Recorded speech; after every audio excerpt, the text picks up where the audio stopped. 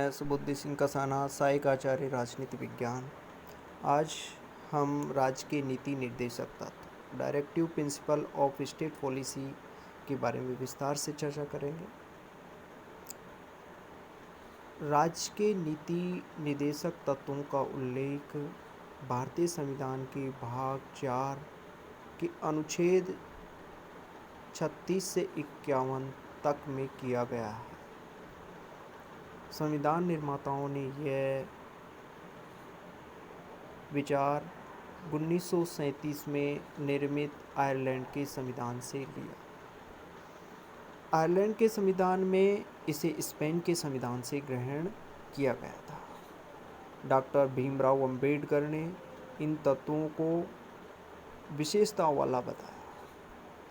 मूल अधिकारों के साथ निर्देशक तत्व संविधान की आत्मा एवं दर्शन है। ग्रेनविल ऑस्टिन ने निर्देशक तत्वों और अधिकारों को संविधान की मूल आत्मा कहा।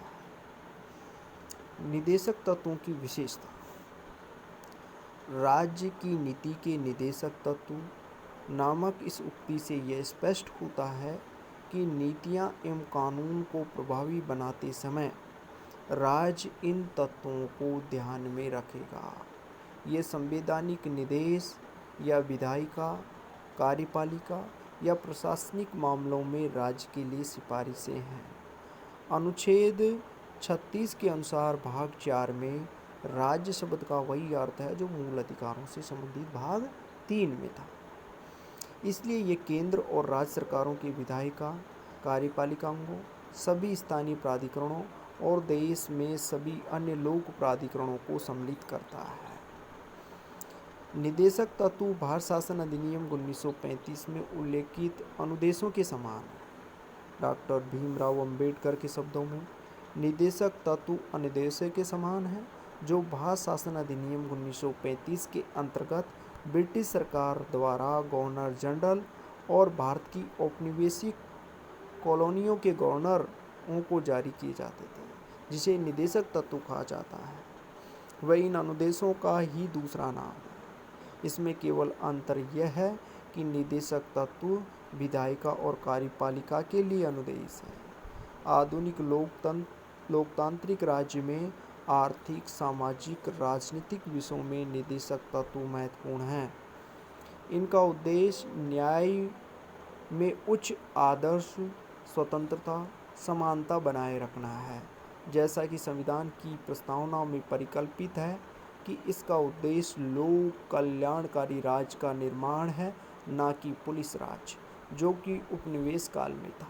संक्षेप में आर्थिक और सामाजिक लोकतंत्र की स्थापना करना ही निर्देशक तत्वों का मूल उद्देश्य है। निर्देशक तत्वों की प्रकृति गैर न्यायोचित है, यानी कि इनको या इनके हनन पर उन्हें न्यायालय द्वारा लागू नहीं कराया जा सकता।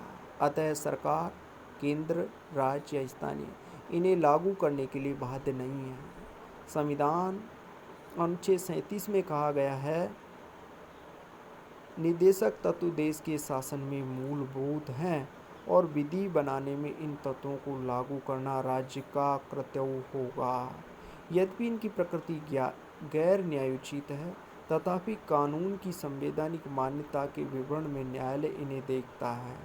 उच्चतम न्यायालय ने कई बार व्यवस्था दी कि किसी भी विधि की संवैधानिकता का निर्धारण करते समय यदि न्यायालय ये पाए कि प्रश्नगत विधि निर्देशक तत्वों को प्रभावी करना चाहती है, तो न्यायालय ऐसी विधि को अनुच्छेद 14 या अनुच्छेद 19 के संबंध में तर्कसंगत मानते हुए असंवैधानिकता से बचा सकता है। अब हम निर्देशक तत्वों के वर्गीकरण करेंगे।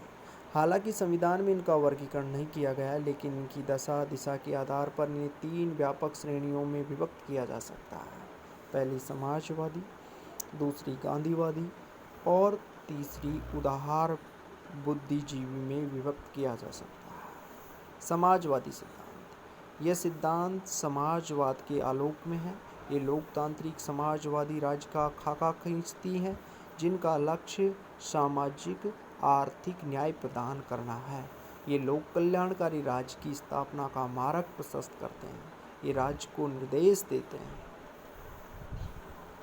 कि लोक कल्याण की अभिवृद्धि के लिए सामाजिक, आर्थिक, राजनीतिक न्याय द्वारा सामाजिक व्यवस्था सुनिश्चित करना और आय, प्रतिष्ठा और सुविधाओं, अवसरों की असमानता को समाप्त करना।